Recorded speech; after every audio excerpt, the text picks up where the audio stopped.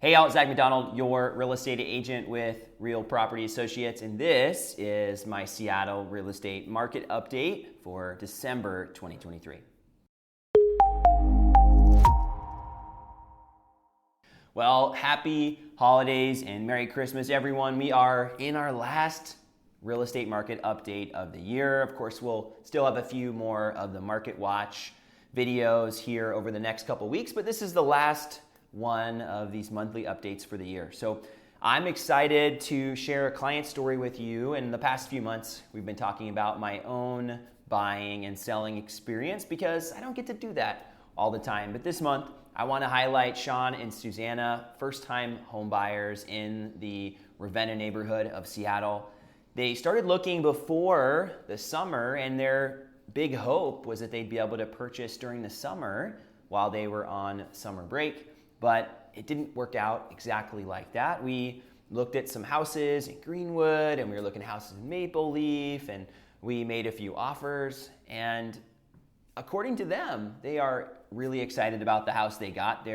In their opinion, it's the best house that they looked at and made an offer on. But it took a little time to land where we did. And as you've followed along with these videos, if you have, and again, if you're new, welcome.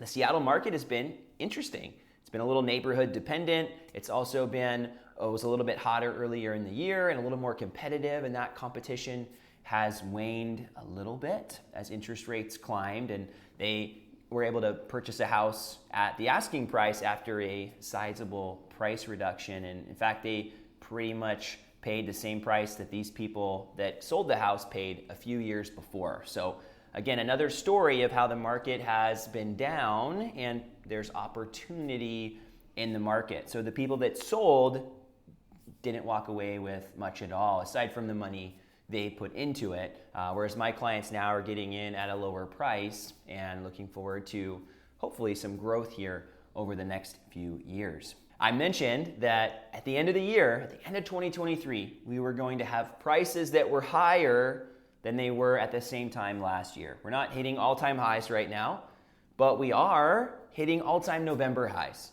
And if we look at the data here in Seattle, residential homes, and again, we look at the residential single-family data, and I think that's how we have done these videos ever since the beginning.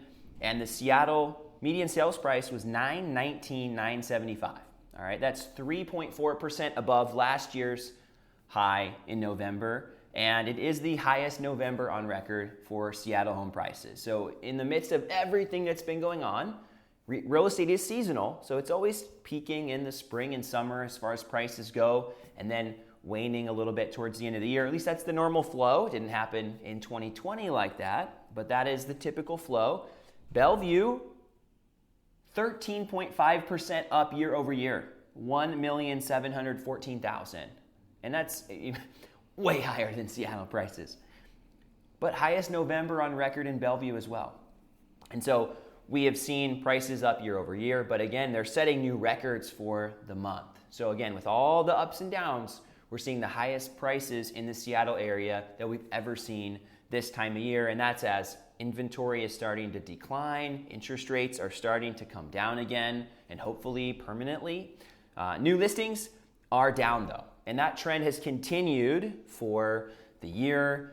Seasonally, it's normal to see fewer listings in the fall and heading into the winter. So November, December, we typically have lower numbers.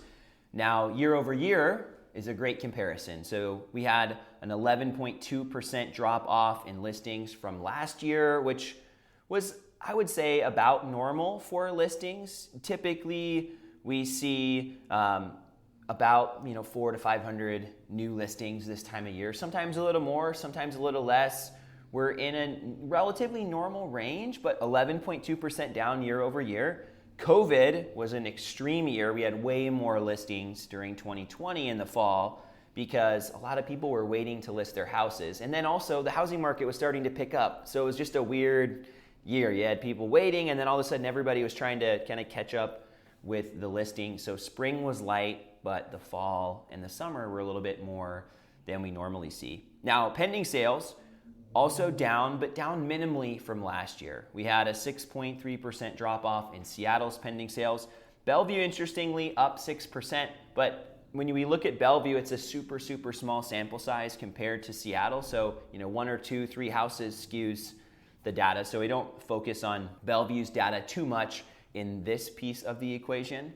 But we do see a slight drop off from last year with the pending sales. And again, typically we're seeing a larger number of pending sales this time of year, even though we're seeing fewer listings. But again, we're still seeing a drop off in inventory, and we'll talk about that here in a moment. Now, last year we had 456 sales in Seattle, 67 in Bellevue. This year, down 13.6% from that number in Seattle and down 4.5% in Bellevue. Again, we're talking about 3 sales in Bellevue. So the sample size is smaller. But for example, 2020 and 2021, we had 700 plus closed sales in November. But those were outliers. Normally, we're seeing between 400 and 500 sales in a given November in the Seattle housing market. So this year would be considered still well below that number, but not too far off. 394 is pretty close to the low end of what we would expect to see. We're starting to see a smaller drop-off now in the year-over-year listing numbers, and I think a big part of that is because we're used to seeing smaller numbers this time of year. But throughout the year, we've been seeing significant drop-offs from the normal. This time of year, the people that are listing are the same people that need to list this time of year anyway. We typically see more need to list people or need to buy people during the holidays than we see the rest of the year. And I guess percentage-wise, it's a little bit more dramatic. So that means that we're seeing a smaller effect of the higher rates in the market because the people that are selling, they need to sell either way. And the buyers that are buying, they need to buy either way. Now, median days on market, the drop-off from last year is pretty substantial, as the amount of days is not. 14 versus 9 this year in Seattle, or 13 versus 6 in Bellevue. The amount of days, it's like 1 week versus 2 weeks, right? So we're seeing houses selling faster, certainly. And last year, we saw that the days on market spiked heading into the new year and then dropped off pretty dramatically in the spring. I don't think we're going to see a massive buildup of days on market this year in 2024, and we'll have a separate predictions video coming out. But I would say right now we're seeing houses selling about asking price in Seattle and in Bellevue. If we're looking at the data here, about 100% in Seattle and Bellevue. And last year we were looking at 98.4% in Seattle and 95.1% in Bellevue. So prices have stabilized. It's a lot easier, I think, to list a property right now, too, as far as pricing goes, because we're not chasing the market down. If we look at the average percentage of the original price in Seattle and Bellevue, we're seeing a little bit less of a drop-off here, but 98.7% in Seattle. Again, that's factoring in price reductions, and in Bellevue, 99.2% on that number. And then inventory, right? This is a big thing, especially this time of year, but heading into the new year, where are we at? And homes for sale, last year we had 914 houses for sale, 759 in Seattle now, 146 in Bellevue, 97 in Bellevue now.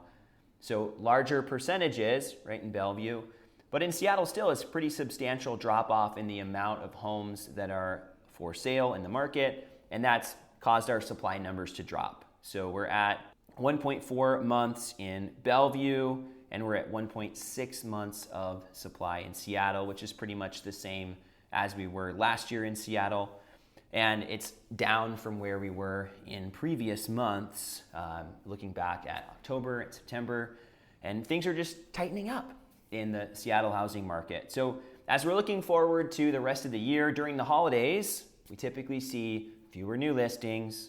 We see fewer transactions, less buyer activity. People are out celebrating, having fun with their friends and their family, and they're also starting to think about 2024. So if I was somebody thinking about buying in 2024, I would be getting started now. I would get my pre-approval done. I might meet with a real estate agent, go over the criteria that I have and start to tweak things and get lined up and set up for success, because there might be a great opportunity in December before the competition picks up, but also you're ready to go when more of the listings come on. And that's typical. Most people, at least that I'm talking with right now, are thinking about January, February, March. And I know I'm not alone in those conversations as a real estate professional.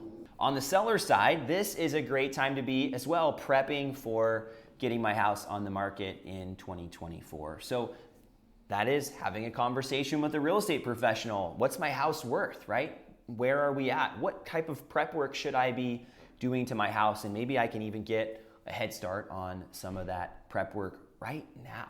So I think for buyers and for sellers, there are a lot of action items and things that you can be doing as things are a little bit slower in your life maybe, or even as they're a little bit crazier, there is less motivation to get your house on the market or buy right now, but you can start taking steps to put yourself in a position for success in 2024.